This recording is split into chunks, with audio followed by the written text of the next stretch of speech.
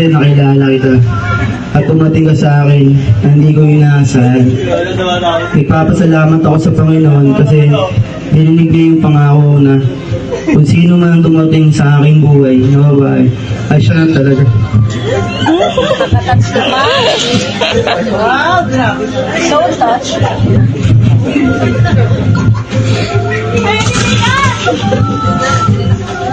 At dumating.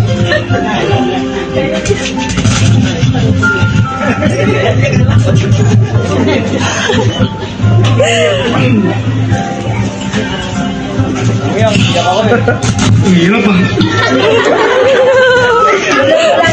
Kaya mo yan. Pick up. Kaya mo yan.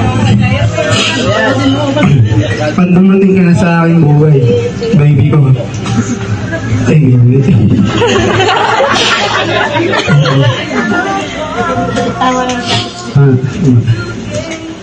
Nagpapasalamat pa din ako sa Panginoon at binigyan niya ako ng isang katulad mo na nagbago ng aking buhay.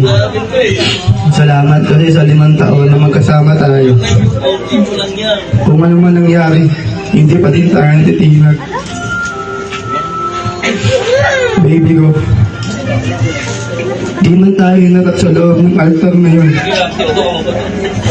Pero yun, titikit ng ating pagmamahalan dahil sa ating pag-iibigan at pag-itibay ng ating pagsasamahan.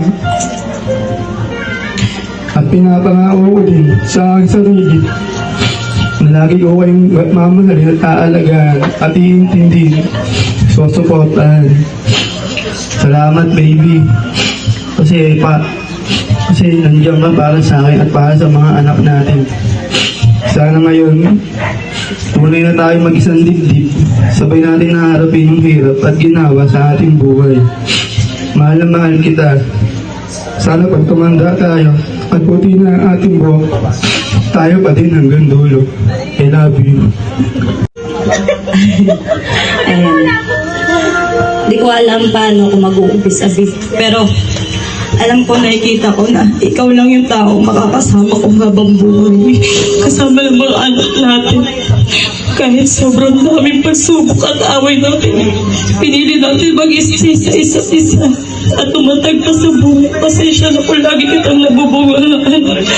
Kasi gusto ko lang naman na safe ka kasi di ko alam paano pag wala ka. Nasanay na lang siguro ako. Maraming salamat din sa pagsisipag mo sa bahay, sa trabaho.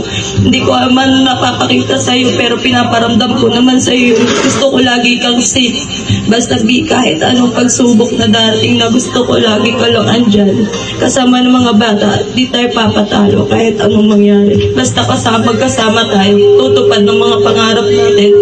Nandito lang ako para sa iyo, susuportahan kita sa mga gusto mo kasi ganun ka din sa akin.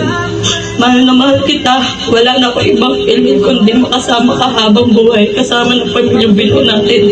I love you, B.